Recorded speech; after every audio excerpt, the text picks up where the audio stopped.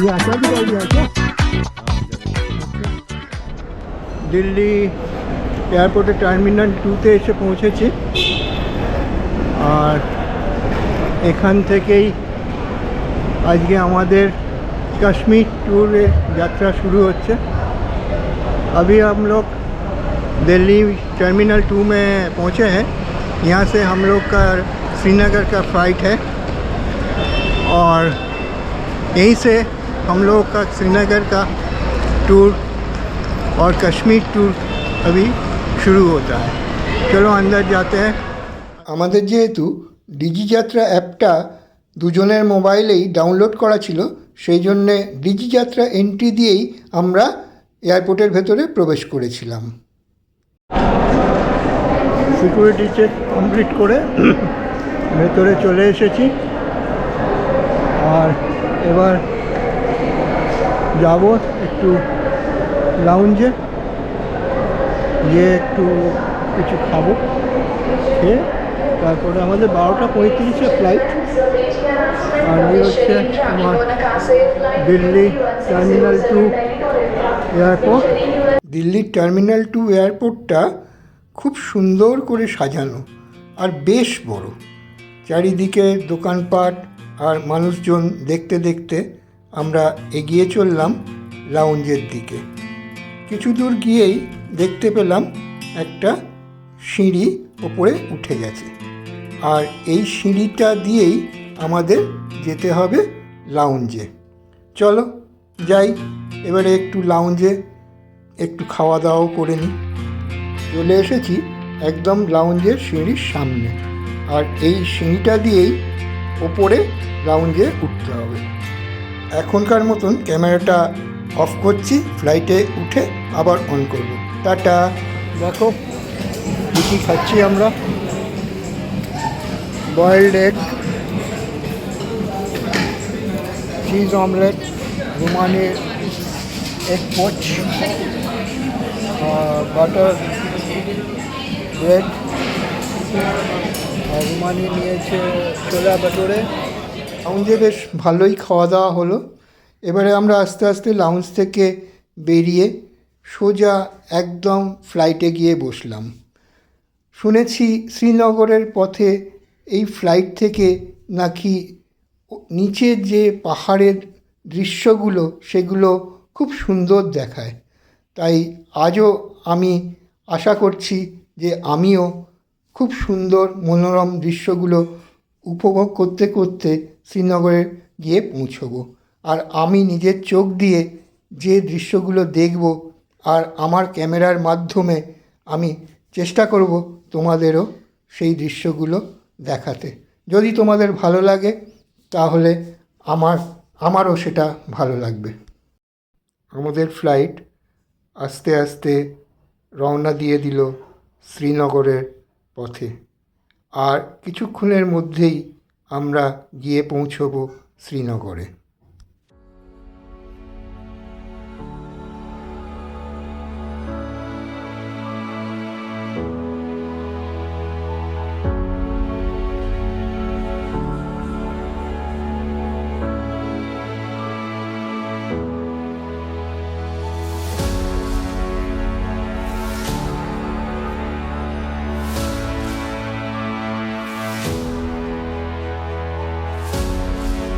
বেশ কিছুটা যাত্রা করার পরে পাহাড়ের চূড়ায় যখন দেখতে পেলাম শ্বেত শুভ্র বরফ, তখন বুঝলাম আমরা শ্রীনগরের অনেকটাই কাছে চলে এসেছি।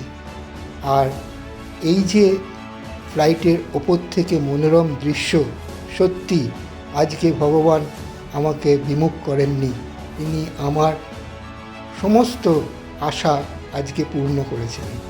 আর সেই সঙ্গে আমিও আশা করি আমার ক্যামেরার মাধ্যমে তোমাদের এই মনোরম দৃশ্যগুলো ফ্লাইটের ওপর থেকে দেখিয়ে তোমাদের কিছুটা হলেও মনের আশা পূর্ণ করতে পারলাম। যদি তোমাদের ভালো লাগে সেটা আমাকে কমেন্টসে জানিও, আমারও সেটা খুব ভালো লাগবে।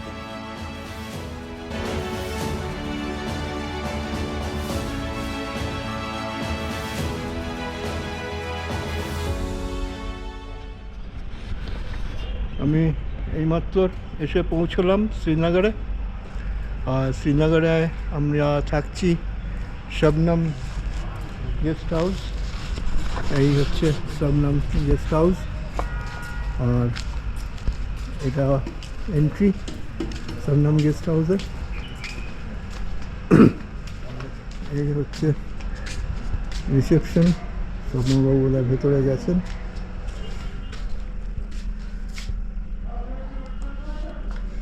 আর এই হচ্ছে পুরো গেস্ট হাউসটা, খুব ভালো। আর এখন আমরা যাব একটু খাওয়া দাওয়াটা সেরে নিই। এই হচ্ছে শবনম গেস্ট হাউসের ডাইনিং হল। আর রুমানি এখানে বসেছে। সুব্রতদা, যিনি এই হোটেলের স্টাফ, তিনি খুব যত্ন সহকারে আমাদের খাবারগুলো পরিবেশন করলেন। আর আজকের মেনুতে প্রথমেই আমরা যেটা পেয়েছিলাম সেটা হচ্ছে নিম বেগুন। ভাবা যায় কাশ্মীরে বসে আমরা নিম বেগুন খাচ্ছি। বাহ, সত্যি অদ্ভুত আতিথেয়তা। আর এর জন্যে সমরবাবুকে আমি আরেকবার ধন্যবাদ জানাই। প্রথম পাতে নিম বেগুনটা তো আগেই দেখিয়ে দিয়েছি। আর তার সঙ্গে ছিল সবজি, ডাল, পেঁয়াজ, লেবু, কাঁচা লঙ্কা। আর তার সঙ্গে যেটা ছিল সেটা বাঙালির প্রিয় খাদ্য মাছ। সত্যি কাতলা মাছের ঝালটা এখনও আমার মুখে লেগে আছে। Good morning Reigns inside family. আজকে আমাদের ফার্স্ট ডে ইন শ্রীনগর। কালকে আমরা এসে পৌঁছেছি দুপুরের পরে। তো কালকে একটু রেস্টই করেছি, বেশি কোথাও যাইনি। আর আজকে আমরা যাচ্ছি দুধপাত্রি। তো গাড়ি আসবে 10টার সময়। আর তার আগে আমরা এখন একটু ব্রেকফাস্ট করে নেব। ব্রেকফাস্ট করে তারপরে আবার আমরা দুধপাত্রির উদ্দেশ্যে রওনা দেব। আর রাস্তায় যেতে যেতে কীরকম দৃশ্য সবই দেখাবো তোমাদের। চলো, এই হচ্ছে আমাদের আজকে ব্রেকফাস্ট। অমলেট, बटर, ब्रेड और तार संगे कला। अभी हम लोग श्रीनगर से निकले हैं और दूधपात्री जा रहे हैं। तो पीछे भी बैठे हैं रूमानी। और ये है हमारा थैंक यू रफीक भाई। हम जाएंगे अभी दूधपथरी इंशाल्लाह। वहाँ पर हम एंजॉय अच्छा करेंगे गेस्ट के साथ। ओके। बहुत अच्छी जगह है। हाँ हाँ, देखने लायक है, बर्फ बहुत है उधर। एंजॉय करेंगे। हाँ, मैडम और सर और सामने बैठ के बैठे हैं क्योंकि टोटल सिनारी जितना है दिखता है नज़ारा वो हम कैप्चर करेंगे और आपको भी दिखाएंगे। শ্রীনগর থেকে দুধপাত্রির দূরত্ব 54 কিলোমিটার। আর যেতে সময় লাগে 1.5 থেকে 2 ঘন্টা। তবে আমাদের একটু বেশি সময় লেগেছিল, কারণ কলকাতা ব্যাঙ্গালোরের মতো শ্রীনগরেও যে এই রকম যানজট হয় সেটা আমার ধারণার মধ্যে ছিল না। এই যানজটের মধ্যে পড়ে আমাদের সময়টা একটু বেশিই লেগে গেছিলো। কিছু দূর এগোতেই হাইওয়ের ওপর থেকে সামনের দৃশ্যটা ঠিক এই রকম ছিল। আর সামনে যে পাহাড়টা আমি দেখছি সেটা সম্পূর্ণ বরফে ঢাকা ছিল। সত্যি এই রকম যে অপূর্ব একটা দৃশ্য দেখতে পাবো আগে কখনো ভাবিনি। আমরা এখন দুধপাত্রি যাওয়ার পথে একটা ছোট্ট গ্রাম অতিক্রম করছি। আর কাশ্মীরের গ্রামের বাড়িগুলো ঠিক এই রকম হয়, ছোট ছোট হাট করা। আর সামনের বরফের পাহাড়, সত্যি এত সুন্দর মনোরম দৃশ্য। এখন আমি যে জায়গাটা অতিক্রম করছি সেটা পুরো আপেল ক্ষেত। এখন অবশ্য আপেল নেই, আর আপেলের পাতাও আমরা দেখতে পাচ্ছি না। মনে হচ্ছে গাছগুলো সম্পূর্ণভাবে মরে গেছে। কিন্তু না, সেপ্টেম্বর অক্টোবর মাসে যখন আসবো বা কেউ আসবেন, তখন পুরো এই আপেলগুলো খেতে আপেল গাছে ঝুলছে সেগুলো দেখতে পাবে। আমরা এখন দুধপাত্রির আগে একটা জায়গায় নেমেছি। শুজ লেনে পড়েগা। বরফে চলাফেরার জন্য আমাদের নিতে হয়েছিল এইরকম গামবুট। रोमानी यहाँ पी रहे कावा पूरा पियो। कैसे लगा कावा? अच्छा है ना? अच्छा चलो फिर। और ये गाड़ी से हम लोग सफ़र कर रहे हैं, तो मेरा कावा दे दो, मैं भी खाऊं।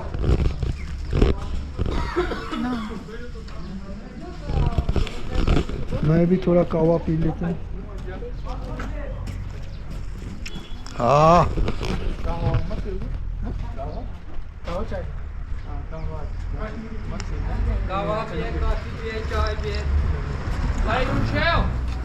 যতই ওপরে উঠছি ততই অনুভব করছি প্রকৃতি যেন তার শ্বেতশুভ্র রূপটা আমাদের সামনে খুলে মেলে ধরছে। দুই ধারে পাইন গাছের মাঝখান দিয়ে আমাদের গাড়ি ছুটে চলেছে দুধপাত্রির উদ্দেশ্যে। পাইন গাছের তলায় পড়ে রয়েছে সারি সারি বরফ। প্রকৃতির এই অপূর্ব দৃশ্য সত্যি চোখে না দেখলে মুখে বলে বা ভিডিওতে দেখিয়ে অনুভব করানো অসম্ভব। সত্যি এই কাশ্মীর কার সঙ্গে তুলনা করা যায়? সুইজারল্যান্ড? না না, এটা সুইজারল্যান্ডের সঙ্গে কোনো মতেই তুলনা হবে না, কারণ সুইজারল্যান্ডের মতন, আর আমাদের কাশ্মীর সত্যি ভূস্বর্গ, ভারতের ভূস্বর্গ। আমি অনুরোধ করব সবাইকে একবার অন্তত প্রকৃতির এই দৃশ্য দেখার জন্যে কাশ্মীর ঘুরে এসো। দুধপাত্রিতে গাড়ি আমাদের যেখানে নামিয়ে দিয়েছিল সেখান থেকে শালিগঙ্গার দূরত্ব প্রায় 1.5 কিলোমিটার। আর সবাই আমাদের কাছে এসে বলছিল ঘোড়ায় করে শালিগঙ্গা অবধি যাওয়ার জন্য, কিন্তু সেই সাহস আমি বা রুমানি কেউই দেখিয়ে উঠতে পারিনি আমাদের বয়সের কারণে। অতএব আমরা কর্তাগিন্নিতে হাত ধরাধরি করে প্রকৃতির সৌন্দর্য দেখতে দেখতে দুধপাত্রির থেকে শালিগঙ্গার উদ্দেশ্যে রওনা দিয়েছিলাম পায়ে হেঁটেই। তবে কিছুটা দূর গিয়েই বুঝতে পেরেছিলাম যে আমাদের পক্ষে পায়ে হেঁটে সেখানে পৌঁছনো একটু কষ্টেরই হবে, কারণ বরফ এত পিচ্ছিল হয়ে গেছিলো আর এই ব্যাটারি চালিত গাড়িগুলো এত বিরক্ত করছিল যে সেখান দিয়ে হেঁটে যাওয়াটা খুব মুশকিল হয়ে পড়ছিল। তাই আস্তে আস্তে যতটা পেরেছিলাম আমরা পৌঁছেছিলাম, কিন্তু রুমানির একটু কষ্টই হচ্ছিল। আর আমি কখনোই শারীরিক অসুবিধে সত্ত্বেও জোর করি না এবং তোমাদেরও বলে রাখি, যদি কোনো পাহাড়ে গিয়ে শারীরিক অসুস্থতা অনুভব করো কখনোই জোর করে সেখানে পৌঁছানোর চেষ্টা করো না, তাতে বিপদ হতে পারে। অতএব আমরা ডিসাইড করলাম যে যতটা পারবো যাব, আর একদমই যখন পারবো না তাতে আমাদের ফিরে যাওয়াটাই বুদ্ধিমানের কাজ হবে।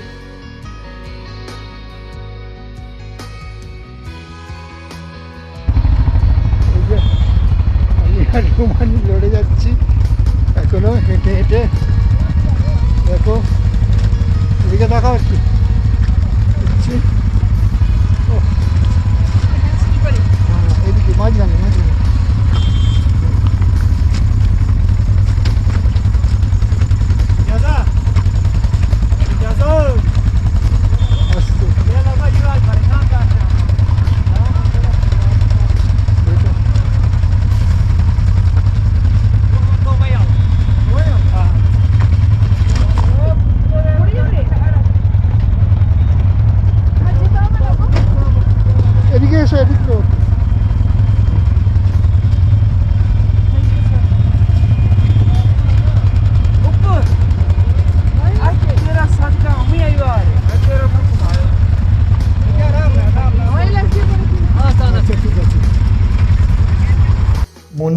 অনেক সাহস জুগিয়ে প্রাকৃতিক সৌন্দর্য দেখতে দেখতে আমরা দুজনে পায়ে হেঁটে এগিয়ে চলেছিলাম শালিগঙ্গা দেখব বলে।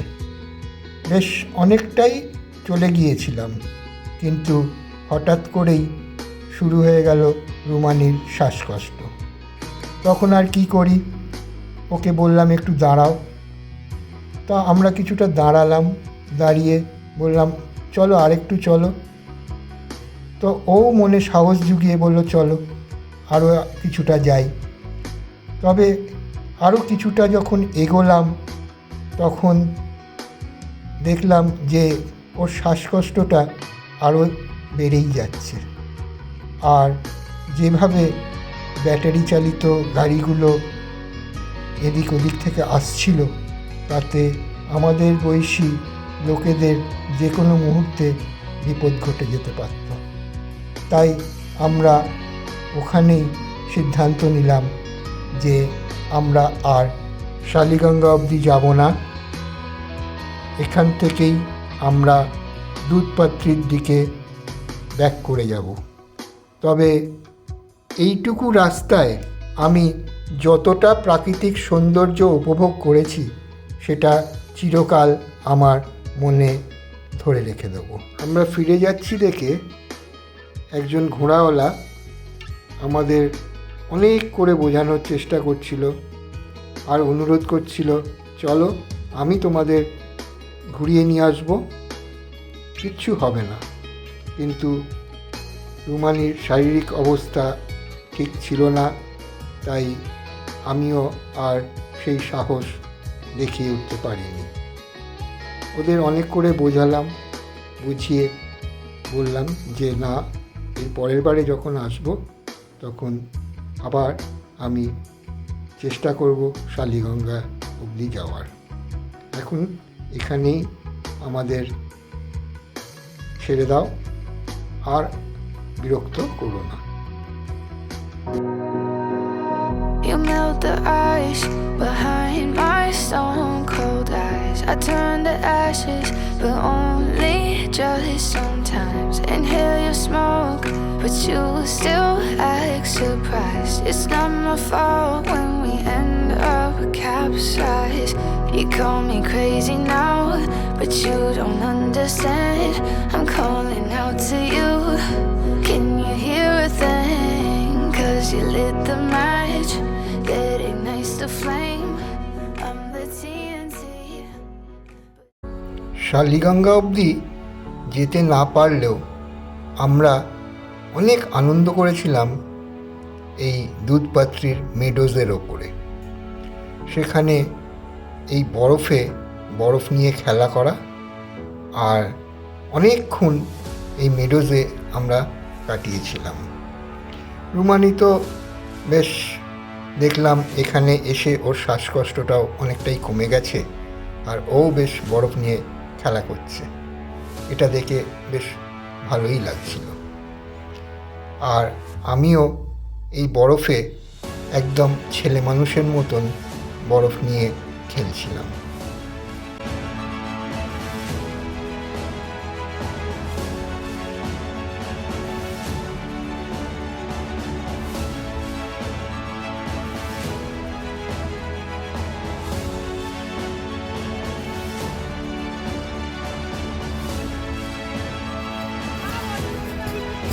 देखो बच्चे लोग कैसे पंडा बनाया, वेरी गुड।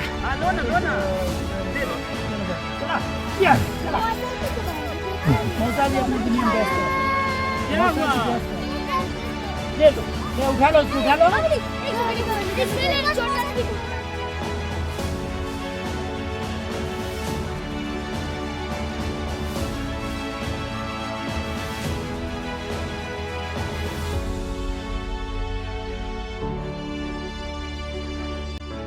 সেদিন দুধপাত্রিতে বরফের ওপর অনেকক্ষণ কাটানোর পর আবার আমরা শ্রীনগরের উদ্দেশ্যে রওনা দিয়েছিলাম। ফেরার পথেও অনুভব করলাম প্রাকৃতিক সৌন্দর্য।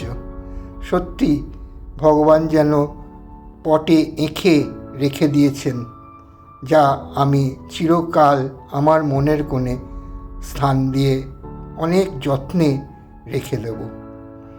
আবার কবে কাশ্মীর আসতে পারবো জানি না, তবে এবারে যদি কাশ্মীরে আসি তাহলে নিশ্চয়ই শালিগঙ্গা আমি যাব।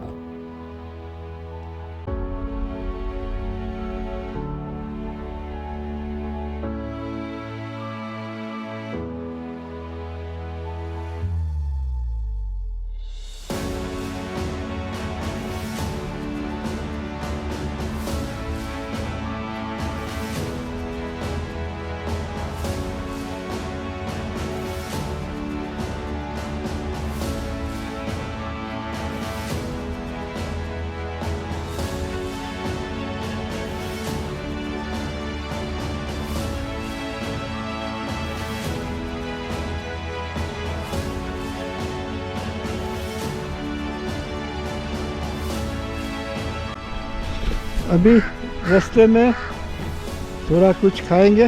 यहाँ बनता है मक्की रोटी सरसों का साग। ये देखो, ये है मक्की रोटी और ये सरसों का साग बना हुआ है। दिखाओ थोड़ा।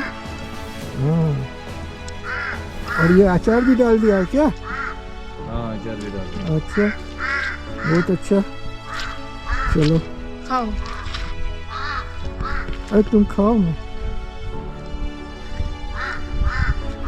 इधर इधर देखो, इधर देखो। खाओ, ठीक है। এবারের মতো দুধপাত্রীকে বিদায় জানিয়ে কাশ্মীরি মহিলার হাতে তৈরি মাক্কি রুটি আর সরসোঁ কা শাক খেয়ে প্রাকৃতিক সৌন্দর্য উপভোগ করতে করতে আমরা ফিরে এসেছিলাম শ্রীনগরে। যদি আবার কোনো দিনও দুধপাত্রীতে আসার সুযোগ আসে, আমি নিশ্চয়ই আবার দুধপাত্রীতে আসবো।